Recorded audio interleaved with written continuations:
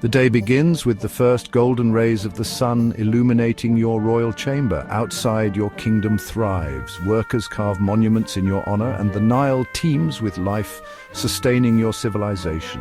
Inside, your attendants approach, bowing low as they crown you with a gleaming headdress and drape a golden chain around your neck.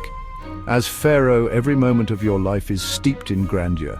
But behind the luxury lies the weight of divine duty. No alarms here. Your attendants wake you with reverent whispers. But there's no time to linger. The day's responsibilities begin with reviewing dispatches from across your kingdom. Military reports, tax disputes, and land claims all demand your divine attention. Yes, even pharaohs had paperwork. Only theirs came in the form of endless scrolls of papyrus.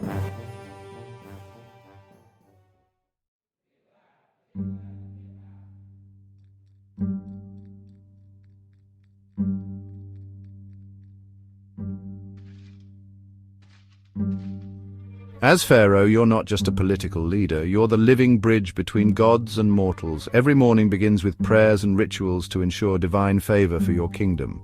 These offerings aren't mere tradition, they're a cosmic necessity, ensuring the gods remain pleased and Egypt stays prosperous.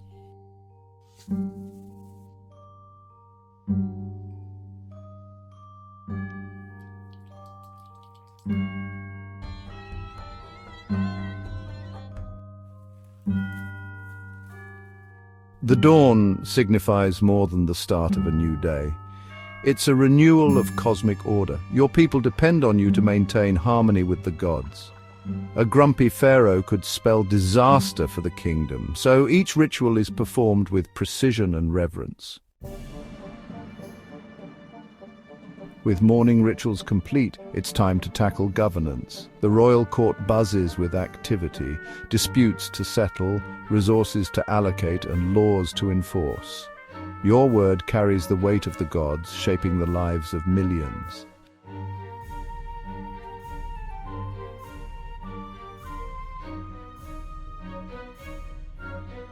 You're also Egypt's top diplomat. Ambassadors from distant lands arrive bearing tributes, hoping to secure alliances. Each decision strengthens your empire's influence or risks its stability.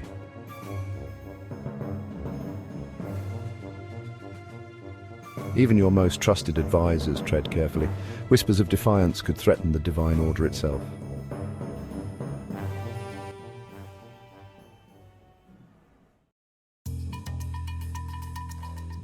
When conflict arises, your role shifts from ruler to military commander. Whether defending Egypt or expanding its borders, your presence inspires loyalty and strikes fear into enemies. Even on the battlefield, you're seen as a divine force, a living god wielding both strategy and strength.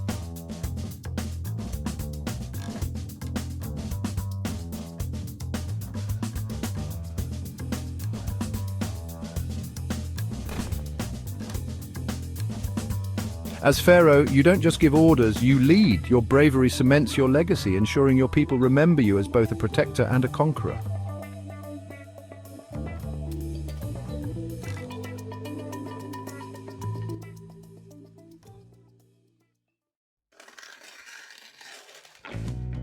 Your divine mission doesn't end with rituals.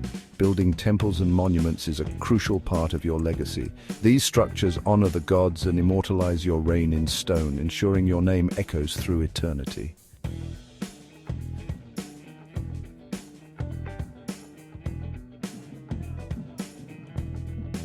Grand ceremonies like the said festival reaffirm your divine authority.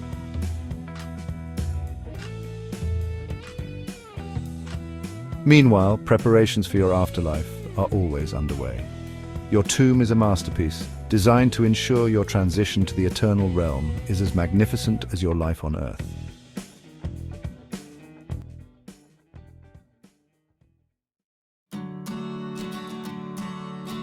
Even a pharaoh has moments of respite. Between duties, you retreat to your palace garden, a tranquil escape from the burdens of rulership. Here you enjoy music, games, and the company of your closest confidants.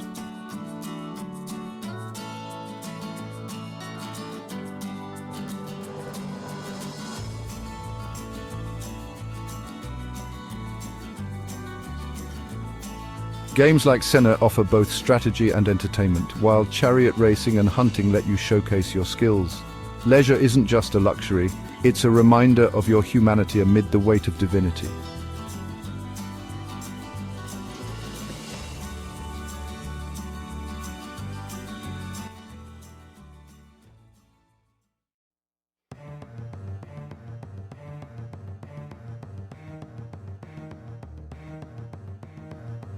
As the day ends, you reflect on your accomplishments and prepare for another cycle of duty. For a pharaoh, life is an unending balance of divine service, governance, and legacy building. But would you thrive in this role? Or would you crumble under the weight of the crown? Let us know in the comments below. So, you want to be a time traveler, but are you ready to avoid one of the biggest pitfalls? Breaking the law, accidentally. In this video, we're diving into 12 surprising things that used to be illegal in the US. Did you know pinball machines were banned in New York City in 1942? They were considered a form of gambling. Police even smashed confiscated machines with sledgehammers. It wasn't until the 1970s that pinball was reclassified as a game of skill and the bans were lifted. In Elmore City, Oklahoma, public dancing was banned in 1898. Like in the movie Footloose, students fought to overturn the ban in 1980 so they could have a prom. Thankfully, they won. Believe it or not, some cities banned eating ice cream cones on Sundays in the early 1900s. Why? It was deemed too frivolous and disrespectful for the Sabbath. In Mississippi, it was once illegal to sell cold beer in stores. Room temperature? Fine. Cold? Illegal. The goal was to discourage immediate drinking and potential drunk driving. In 1908, a New York City law prohibited women from smoking in public. It was seen as unladylike and even immoral. The law didn't last long, thankfully. Blue laws once banned Sunday shopping in many states. This was meant to preserve the Sabbath as a day of rest. Even today, Bergen County, New Jersey, still enforces some of these laws. Bowling was outlawed in colonial America. Authorities viewed it as a sinful activity associated with gambling and bad behavior. In Texas, pre-mixed margaritas were banned from being sold in liquor stores until 2015. The reasoning? Bureaucratic red tape and outdated alcohol distribution laws. In California, there was a time when eating grapes from the vine during certain labor strikes was illegal. This was a response to protests during the grape boycott of the 1960s. Spitting in public was banned in many cities during the late 19th and early 20th centuries to prevent the spread of tuberculosis. In the early 20th century, fortune-telling was outlawed in several states. It was considered fraudulent and superstitious. In Kentucky, buying alcohol on Election Day was illegal until 2013. The law aimed to prevent voter bribery with booze, a common practice in the 19th century. Time travel might not be real, yet, but it's fun to think about how strange laws once shaped our world. What other weird laws do you know of? Let us know in the comments. Before the circle of life began with Simba, a young cub named Mufasa rose from the ashes to become the greatest king of the Pride Lands. But his story? You've never heard it like this before. In Mufasa, the Lion King, we meet a side of Mufasa you've never seen before, a vulnerable orphaned cub who had to fight against the odds to become a legend. This isn't the confident ruler we know, this is Mufasa before the crown. Continuing the photorealistic style of the 2019 The Lion King, this prequel is a visual masterpiece. Every blade of grass, every animal, every drop of water looks like it's pulled straight from the African savanna. One of the most intriguing aspects of the film is the early relationship between Mufasa and his brother Taka, who we later know as Scar. The bond they share and the eventual fracture sets the stage for one of Disney's most iconic rivalries. Rafiki, the wise mandrill, narrates this story as a tale of inspiration for future generations. His voice gives the story a mythical, almost legendary quality. At its heart, Mufasa, The Lion King is about resilience, self-discovery, and embracing destiny. It's a story that teaches us that greatness is earned, not given. The film balances its emotional depth with family-friendly storytelling. While it explores darker themes of loss and rivalry, it remains a tale of hope and inspiration. With a score by Hans Zimmer and fresh contributions from Pharrell Williams, the music blends nostalgia with modern rhythms. It's a soundtrack that will stay with you long after the credits roll.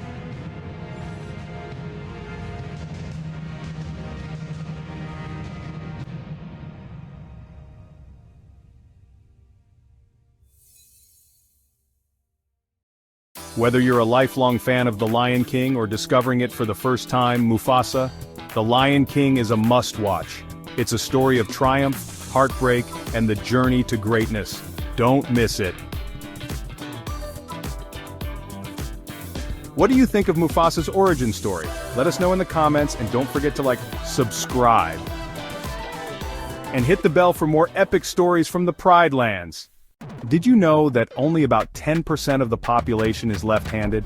Lefties are rare, fascinating, and sometimes face unique challenges. Let's dive into 10 lesser-known facts about left-handed people that might surprise you.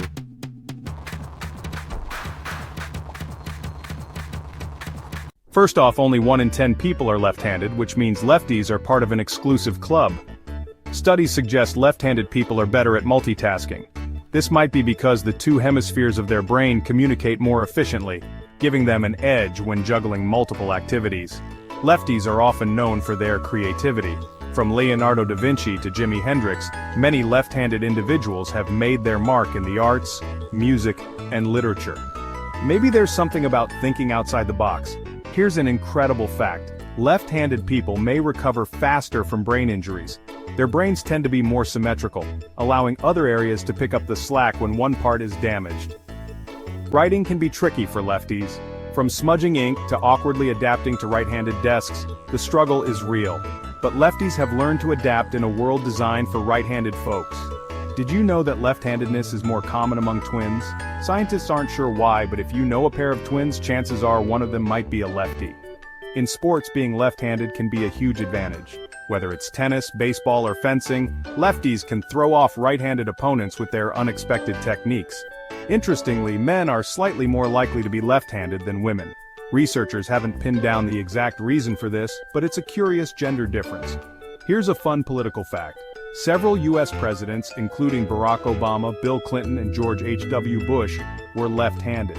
That's a lot of leadership packed into that 10%. Some lefties are mixed-handed, meaning they use their left hand for certain tasks like throwing, but their right for others like writing. It's like having the best of both worlds. Left-handed people truly are unique in so many ways. If you're a lefty, or you know one, share this video and celebrate the quirks that make them special. Don't forget to like, subscribe, and comment with your favorite fact about left-handed people. See you next time.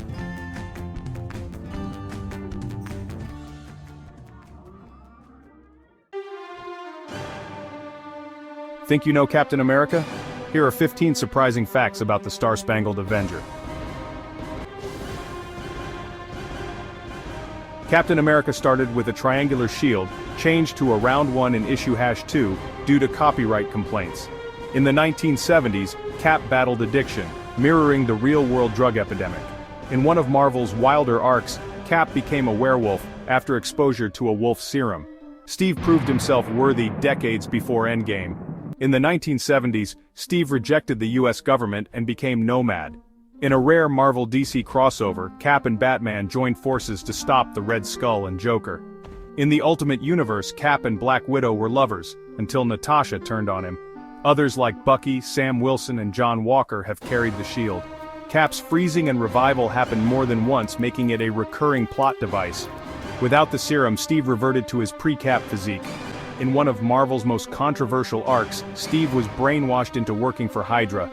Cap was created in 1941 as a symbol of American resilience during WW2. Cap can't get drunk, thanks to the super soldier serum's toxin immunity. Stan Lee's first professional gig was writing a Cap story. Cap was nominated for president but declined, choosing to inspire through action. The legacy of Captain America is more than superpowers, it's about standing for what's right.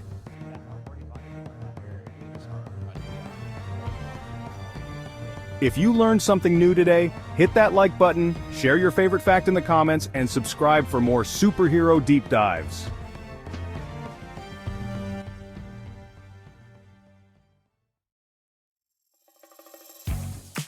Think you know Snow White and the Seven Dwarfs? Think again. This classic tale is darker, deeper, and way more controversial than you've ever imagined. Here are 15 facts that will totally blow your mind. The original Grimm's tale is much darker. The version you know is nothing compared to the Brothers Grimm's original. Did you know Snow White was just 7 years old? And her stepmother didn't just try to poison her once. There were multiple assassination attempts, like suffocating her with a corset and poisoning her with a comb. Oh, and the Queen's punishment? She had to dance in red-hot iron shoes until she died. Yep, Disney left that part out. Snow White was likely inspired by a real person. Turns out Snow White might have been based on Maria Sophia von Erthal, a real German girl from 1725. She had a controlling stepmother, lived near a mirror-making town, and even had miners nearby. Sound familiar? The dwarfs originally had no names. Believe it or not, the dwarfs didn't have names in the original story. Disney gave them iconic names like Grumpy and Dopey, but earlier drafts included Chesty, Tubby, and even Deffy. Glad they rethought those. The poisoned apple has biblical roots. The poisoned apple wasn't just a random plot device. It's thought to symbolize the forbidden fruit in the Bible. Just like Eve, Snow White's curiosity had major consequences. Fun fact, in the original story, only half the apple was poisoned. Disney's Snow White was the first ever feature-length animated film. When Disney released Snow White and the Seven Dwarfs in 1937, it became the first full-length animated movie ever made. People thought the project would flop, calling it Disney's Folly. Instead, it became one of the biggest hits of all time. The Queen wasn't always a stepmother. In early versions of the tale, the Queen wasn't Snow White's stepmother, she was her biological mother. It was later changed to make the story less disturbing, but it definitely changes how we see her actions. The magic mirror has multiple meanings. The Queen's mirror isn't just about vanity, it's a symbol of societal pressures to look perfect. Some people even say it's a reflection of modern social media where everyone's chasing likes and validation. The prince played a minimal role in the original tale. Here's a twist. In the Grimm's version, the prince didn't kiss Snow White to wake her up. Instead, he accidentally dislodged the apple from her throat while moving her coffin. No true love's kiss, just a really lucky accident.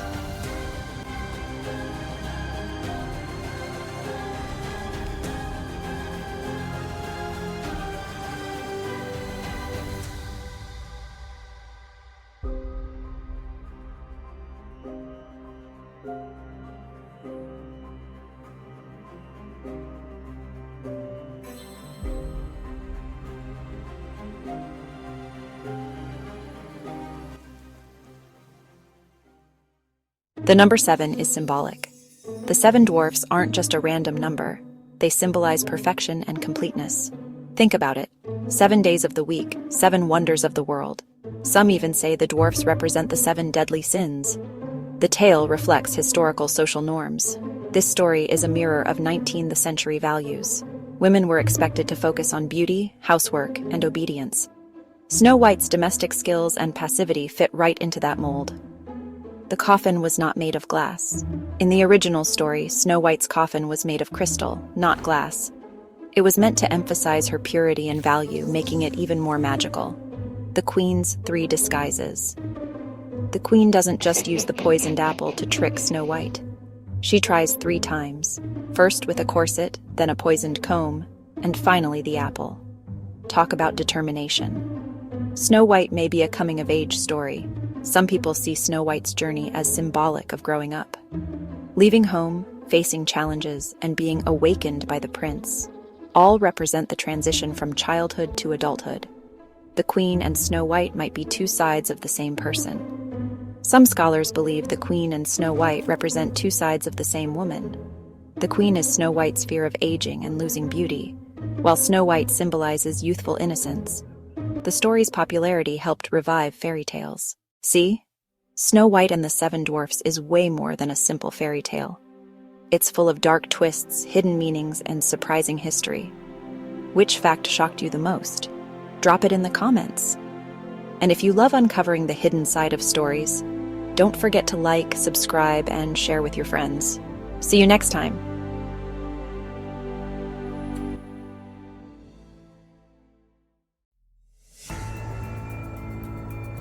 Imagine being handed a box that holds all the world's secrets, and being told, don't open it. Could you resist?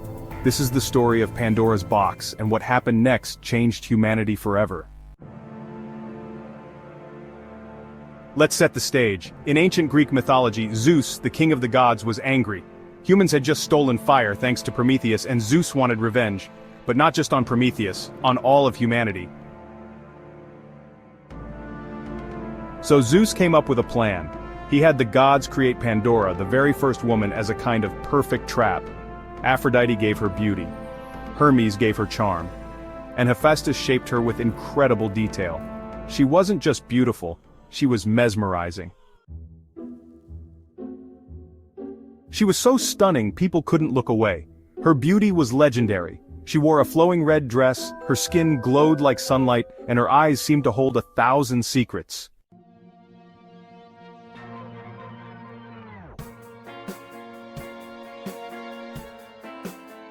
Pandora was given as a gift to humanity. But there was a catch. Along with her, Zeus sent a box and told her, whatever you do, don't open this. Now, imagine being told not to open something. No reason given. What would you do? Day after day, the box sat there, glowing faintly, whispering to her curiosity.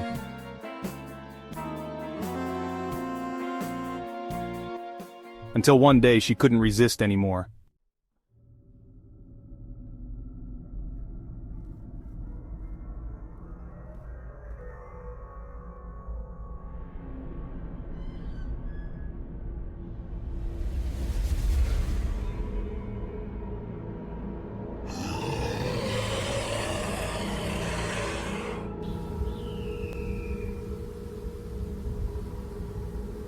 When Pandora opened the box, all the evils of the world escaped: disease, suffering, jealousy, and death.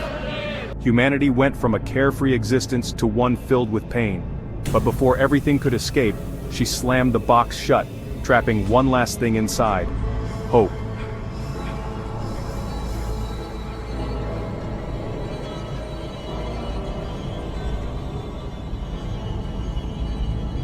Hope stayed behind like a single light in the darkness. But why? Was it a gift to help humanity survive, or just another cruel trick from Zeus?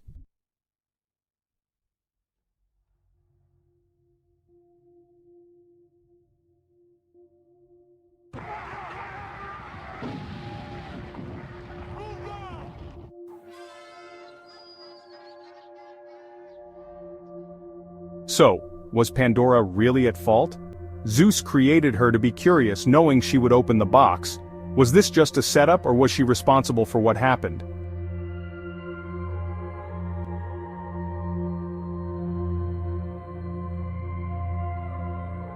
And what about hope? Is it the ultimate gift that keeps us going?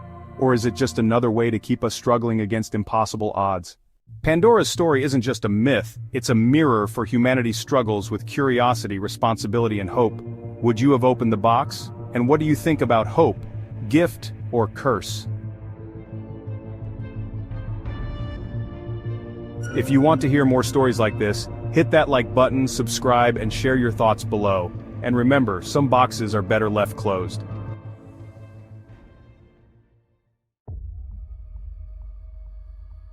So, you've probably heard the phrase making a deal with the devil, but what does it even mean? Basically, it's when someone trades their soul to get something they really want, like talent, money, or power. Sounds cool, right? Well, it's not that simple. Let's break it down. First, the good stuff. If you make a deal with the devil, you can get whatever you want. Want to be the best guitarist in the world? Done. Dreaming of being super rich and famous? Easy. Hate school? Forget about studying, just get everything downloaded into your brain. The devil's like, no biggie, sign here. Here's the bad part. You're giving up your soul. That means after you die, the devil owns you forever. Like, no chill vibes, no Netflix in the afterlife, just eternal suffering. Oh, and there's a chance you might regret it even before you die because, guilt and stuff. Let's talk about some people who supposedly made deals. Ever heard of Robert Johnson? He was this amazing blues musician, So good people said he must have made a deal with the devil. He became famous fast, but he died young, and the rumors only got stronger. Then there's Dr. Faustus. He was a smart dude who wanted to know everything. A demon showed up and said, "Sure, I'll teach you everything, but in 24 years I'm taking your soul." Faustus said yes, had a blast, and then totally regretted it later. Big oops. But wait, why does the devil even care about your soul? Some people think it's like a competition with God. The more souls the devil gets, the more powerful he becomes. Others say it's just about keeping the balance between good and evil. Either way, your soul is basically VIP access for him. Okay, let's keep it simple. Pros: you get rich, talented, or famous instantly. No boring practice or hard work. You can live your dream life for a while. Cons: you lose your soul forever. You might get caught by people who think you're evil. Hello, witch trials. Eternal suffering in hell doesn't sound like fun. Basically, short-term fun, long-term disaster. Worth it? You decide. So, what should you do if the devil offers you a deal? Honestly, just say no. Keep practicing your skills, save your money, and work hard. Sure, it's slower, but at least you won't end up in a flaming pit for eternity. At the end of the day, it's just a story. A fun way to think about ambition and greed, but the takeaway is real. Be careful what you wish for, and don't rush into decisions, especially if they involve your soul. Oh, and practice your guitar. It's safer than making deals with demons. If you like this video, hit that like button and subscribe for more cool myths and stories. Got a legend you want us to cover? Let us know in the comments. And remember, don't make deals with the devil. See you next time. Sharks are fascinating, powerful creatures. But what if you suddenly find yourself face to face with one in the open ocean? Knowing what to do can be the difference between life and death. Let's dive into the essential steps for surviving a shark attack. First, let's understand. Sharks don't typically target humans. Most attacks are cases of mistaken identity or curiosity. But when you're in their territory, it's crucial to stay alert and prepared. Tip number 1, stay calm. Panicking and splashing around can make you look like injured prey, which might attract the shark's attention. Keep your movements slow and deliberate. Tip number 2, maintain eye contact. Sharks prefer to ambush their prey, so facing them directly can discourage an attack. Stay aware of their movements. Avoid excessive splashing. Splashing not only mimics prey behavior, but also sends vibrations through the water that sharks can detect from far away. If you have any objects with you, a surfboard, a snorkel, or even a stick, use them as a barrier. Sharks are curious but cautious, and creating a physical boundary can make them think twice. If the shark attacks, fight back. Aim for sensitive areas like the eyes, gills, or snout.